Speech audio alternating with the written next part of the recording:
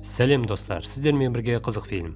Әуесқой энтомолог көп қабатты үйге экзотикалық улы өрмекшіні әкеледі. Өрмекші қашып кетіп үйдің тұрғындарын жеп қойып, іштерінен ұрпақтарын көбейте бастайды.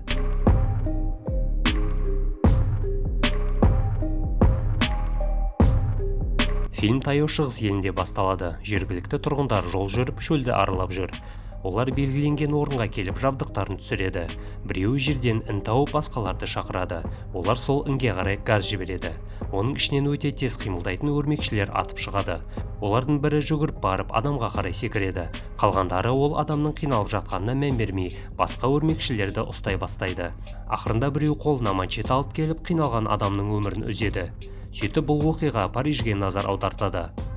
Зергерлік дүкеннің іші. Бұл жерде Калеб сатушыдан ерекше тауарды көрсетуді сұрайды. Оған сыйлық керек. Сатушы оны артқы бөлмеге апарып, оған керемет сырғалар ұсынады. Калебтің назары сирек кездесетін және өте қауіпті шөл өрмекшісінің үлгісіне аударылады. Ол оны да сатып алады. Жас жігіт дөңгелек тәріздес ғимаратта орналасқан өзінің үйіне барады. Үйде жарық проблемасы бар екен. Детекторлар жақсы жұмыс істемейді, ал дәліздегі бөлмелерде шамдар таймер арқылы қосылады. Калеб пен Матис эксклюзивті кроссовкаларды сатуда. Бір Тумани есімді жігіт оларға тапсырыс берді, алайда су тамшылағандықтан қорапқа зақым келген. Өзінің беделіне алаңдаған Калеб жыртығы бар коробкадағы кроссовканы сатқысы келмейді. Сондықтан ол Матиске ертеңге дейін жаңа қаптаманы алуды тапсырады. Калеб әпкесі Манонмен бірге тұратын пәтерге барады. Манон жуынатын бөлмені жөндеп жатыр. Калебтің бөлмесінде экзотикалық жәндіктерге және жорғалаушыларға арналған террариум бар. Калеб өзінің әпкесі өшіріп тастаған жылу шамдарын қосып, өзінің үй жануарларына қолайлы жағдай жасайды. Ол жаңа сатып алынған өрмекшіні шығарады. Өрмекшіге Рианна есімін беріп, оны қорапқа салады. Артынша әпкесі мен үй жануарлары шамдар және пәтерін сатқысы келмейтіні туралы дауласып, вечеринкаға барады. Сол жерде ол Туманиді кездестіреді. Ол кроссовкаларды қашан алатынын сұрайды. Қазіргі аяқ киімі жыртылуға дайын.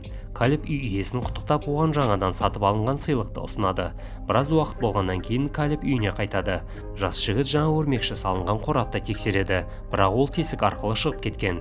Әуесқой энтомолог оның тығылуы мүмкін жерлерді тездетіп тексереді, бірақ ол тек көбелектер коллекциясындағы коконды табады.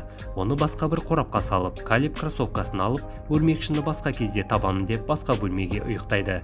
Таңертең оны ремонттың дыбыстары оятады. Әпкесі үйді жөндеуді жалғастыруда. Одан басқа жуынатын бөлмеде көп адам бар. Манон өзінің құрбысы Лилуды шақырды, ал ол Калебтің бұрынғы ең жақсы досы болған Джорди есімді жігітін алып келді. Матис те осы жерде. Ол кроссовкаларға арналған жаңа қорап әкелді. Тауарды қорапқа салып, Калеб жер асты тұрағына түседі. Ол Туманиге аяқ киімін береді. Осы жерде көршісі Джилс оларды байқап қалады. Ер адам Калебті есірткі саудасымен айналысты деп айыптайды. Ескі кроссовкасын қоқыс жәшігіне тастаған Тумани пәтерінде жаңа аяқ киімін киіп көреді.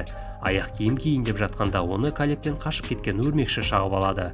Ер адам оны дереу ұрып жібереді. Бірақ аяқ киімнің ішінен жарыққа қарай көптеген буын аяқты ұрпақтары шығып, Туманиге шабуыл жасайды. Ал өрмекшінің езілген мәйітін иті келіп жеп қояды.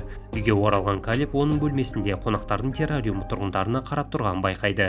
Қонақтарды шығарып салып, Калеб соңынан еріп, өрмекші қашып кетпес үшін есіктің астындағы ашық жерлерді шөберекпен жабады. Ол осы кезде өрмекші уынан талып, денесінде бүртіктер пайда болып өліп қалған Туманидың жағдайынан хабарсыз. Матис пен Джорди қоқысты лақтырып, дәлізде көп адамдарды байқайды. Олар иттің дауысы шығып жатқан Туманидың есігінің алдына жиналған. Ішінде көршілер жағымсыз көріністі байқайды. Үй иесінің мәйіті жатыр. Шақырылған полицейлер ер адамның қалай өлгенін білмейді. Тұрғындар бұл ковид сияқты жұқпалы вирус деп алаңдайды. Бірақ бұған дәлел жоқ. Жетім итті қолына алған жастар жағдайының анықталуын күту үшін пәтерге жиналды. Бұл уақытта тазалықшы әйел қосалқы бөлмеде өрмекшілерді байқап, жәндіктерге қарсы дәрі шашады. Бұл өрмекшілерді вентиляцияға қарай қашуға мәжбүр етеді. Ол арқылы олар жуынатын бөлмеге кіреді. Онда Лилу қолын жуады. Құлаған торды байқаған қыз оны орнына қоюға тырысып, бірақ өзі құлап қалады. Лилу орнынан тұрып, сүлгінің қозғалып жатқанын көреді. Ол оны көтеріп қалғанда артынша оған қарай бір өрмекші секіреді. Қорыққан қыз душқа кіріп, Джордиді көмекке шақырады. Джорди не істерін білмей, пауық жасырынған тумбочканың астына швабрамен ұра бастайды. Оны қуып шыққаннан кейін жігіт сүлгіні үстіне лақтырып өрмекшіні таптайды, бірақ ол сүлгіні көтергенде өрмекшінің көптеген кішкентай өрмекшілерге майдаланып кеткенін көреді. Ол аз болғандай тағы бір өрмекшілер партиясы душтағы канализациядан атып шыққанда Лилу мен басқалары тездетіп бөлмеден қашып құтылады. Өрмекшілер шықпау үшін жастар жуынатын бөлменің барлық тесіктерін мұқият жабады. Қонақтар өрмекшілерді Калиб әкелді деп айыптайды. Калиб бұл айыптауларға келіспейді. Калиб оның тек бір ғана данасын сатып алғанын айтады. Сонымен қатар бұл салқын климатта өмір сүре алмайтын шөлді өрмекші. Коконның іздерін байқаған Джорди Калибтен ол кокондарды қайда қойғанын сұрайды. Калиб қорапты көрсеткенде Джорди оны бір ашып тез жауып тастайды. Ішінде өрмекшілер көп. Тазалықшы әйел еденде өлген өрмекшіні байқайды. Батыл әйел баспалдақты алып аспалы төбені көтереді. Бұл өрмекшілердің шоғырланған жері. Ол жәндіктерге қарсы спрейді алып оны екі қолмен шашады. Тазалықшы әйел нәтижені тексеру үшін басын тығып қарайды, бірақ аман қалған бір өрмекшінің құрбаны болады. Джорди өрмекшілер туралы полицияға хабар беріп, бұл жерден тез арада кетуді ұсынады. Калиб әпкесінің сөздеріне қарамастан осы жерде қалуды шешеді. Ол биліктің көмегіне сенбейді. Матис көршілерге барып, өрмекшілер қаупі туралы ескертуді ұсынады. Өкінішке орай бұл ескертуге бәрі бірдей құлақ аспайды, ал кейбіреулері тіпті есікті ашпайды. Төменгі қабаттарға түсіп, Матис пен Калиб баспалдақтардың өрмек тормен қаптап кеткенін көреді. Олар есік қағады, бірақ ешкім жауап бермейді. Тек дәліздің аяқ жағында вечеринка болған үйдің есігі ашық болып тұрғанын байқайды. Ішке кіріп, кешегі туған күн болған қыздың теледидар алдында ұйықтап жатқанын көреді.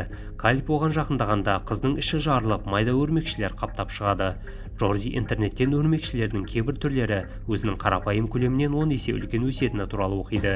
Кейінірек олар асханада қанды көреді. Ол қан иттің ішінен шыққан өрмекшінің әсерінен болған екен. Бүкіл ғимараттың өрмекшілерге толғанын білмейтін жастар дәлізде кездеседі. Ал тұрғындардың көпшілігін өрмекшілер өлтіріп тастаған. Ол кезде Джилс оларға шабуыл жасап, Калибтің басын дубинкамен ұрады. Ер адам Калибті есірткі сатушы деп айыптап, жастарды пәтерге күштеп кіргізеді. Джилс бөлмеге кіреді. Ол изолентамен оралған қорапты алады. Оны ашу үшін пышақпен шаншып алады. Бірақ есірткінің орнына улы өрмекшілердің тістеріне тап болады. Осы мүмкіндікті пайдаланып, жастар пәтерден қашады. Олар төменге түседі, бірақ сыртқа шығатын есік құлыпталып жабылып қалған. Содан кейін олар жер асты автотұрағына баруды шешеді. Дәліздің есігін ашқан жастар қабырғалары, еден мен төбесі өрмекші тордың қаптауында екенін көреді. Таймердегі шамды қосқанда Калиб өрмекшілердің жарық кезінде қозғалмай тұратынын байқайды. Содан кейін олар жаңа жоспар құрады. Таймерді максимумға бұрап, қаптаған торлар арқылы сыртқа шығу. Манон достары мен інісіне страховка жасау үшін таймерді бақылауды ұсынады. Осыдан кейін ол оларға қарай тез жүгіріп баратындығын айтады. Барлығы келіседі. Қыз шамды қосады, ал басқалары капюшондарын киіп, өрмекшілерге кедергі жасамауға тырысып, мұқият алға қарай жылжып келеді. Олар шығуға келгенде Манон таймерді максимумға айналдырып, арттарынан жүгіреді. Алайда таймердің уақыты бітеді. Қыз қараңғыда қауіпті өрмекшілердің дәл ортасында қатып қалады. Зажигалканы жағып өрмекшіні көреді, бірақ оны жағып жіберуге батылы бармайды. Оның орнына алға ұмтылады. Жастар есікті ашуға тырысуда, бірақ олардың көмекке шақырған айғайына мән бермей біреу есіктің ар жағынан ұстап тұр. Көп ұзамай саңылаудан газ кіріп, артынан атылған оқтардың дауыстары шығады. Жертөлеге оралғанда олар Джордидің қалып қойған байқайды. Джорди дәлізде қалды. Калиб оған қайтып келеді, бірақ оның досының әлі тірі екенін, бірақ торға оралып және өрмекшілермен қоршалғанын көреді. Олар басқа бөлмеге тығылып, Матис басқа жоспар ұсынады, яғни 15-ші қабатқа көтеріліп, крышаға шығу. Жастар өрмекшілерді жанып тұрған шашқа арқылы жақындатпай, дәлізге шығады. Ол сөнген кезде Матис динамо фонарин пайдаланады, ал Калиб сөмкесінен молотов коктейлін алып, оны өртеп дәлізге лақтырады. Өрттен құтылу үшін өрмекшілер төбеге көтеріліп, жастарға қарай жүгіреді. Адамдар баспалдақпен жоғары қарай қашады. Қыздар шатырдың құлыптау кодын есіне түсіріп жатқан кезде Матис өліп қала жаздайды. Бірақ олар уақытында есікті жауып үлгереді. Сөйтіп шаршаған жастар аз да болса үзіліс алады. Көп ұзамай полиция келеді. Тәртіп сақшылары жастарға тапаншаларын тақап, қабырғаға қарай тақалуын бұйырады. Калиб болса тұрғындарды құтқару керек екенін түсіндіруге тырысады. Бұйрықты орындамау төбелеске әкеледі. Бұл жекпе-жек әрине полицияның жеңісімен аяқталады. Калиб төбелестен кейін жер асты тұрағында оянады. Ол полицейлердің уланғы өрмекшілердің мәйітін жинап жатқанын көреді.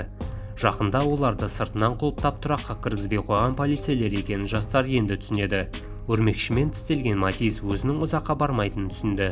Қолайлы сәтті күткен ол генераторды өшіріп қараңғыда дәліздің есігіне қарай жүгіреді. Өрмекшілер топырлап қараңғыдан атылып, полицияның назарын өздеріне аударады. Калеб пен қыз қашады. Құшақтасып алып, олар фургонның ішінде өлімдерін күтеді. Үлкен өрмекшілер сынған терезе арқылы өрмелейді. Кенеттен шыққан жарқыраған жарықтан өрмекшілер үрейлене қашып кетеді. Қарсы жақта Лилудың көлігінің фаралары жарқырап тұр. Олар автотұрақ арқылы жүріп, жол бойында тұрған көліктерге соқтығысып, дөңгелектерін жарып алса да, полиция қызметкерлерімен бірге мотоциклдерді қағып кетеді. Бірақ Манон қақпаның дәл алдында тежегішті басады. Жолды атылуға дайын тұрған өте үлкен өрмекші жауып тастады. Ол сыртқа шығып, қызға жарықты өшіруді айтады. Адамдардың қауіп төнбейтінін түсінген өрмекші кетіп қалады. Ақсаған Калеб қақпаны ашады. Келесі көріністе қайтыс болған тұрғындардың құрметіне жасалған уақытша мемориал көрсетіледі. Тұрғын ғимарат мұқият жарылыстармен бұзылып, өрмекшілердің империясы қирандылардың астында көміледі. Лилу мен Манон бұған алыстан қарап тұрады. Калеб Джорди екеуінің суреті салынған картон қорапты орманға көмеді. Құлаған ағашқа отырып, жігіт өзінің иығында кішкентай өрмекшіні көреді. Ол оны қолына алып жерге қарай жібереді. Фильм осы жерде аяқталады.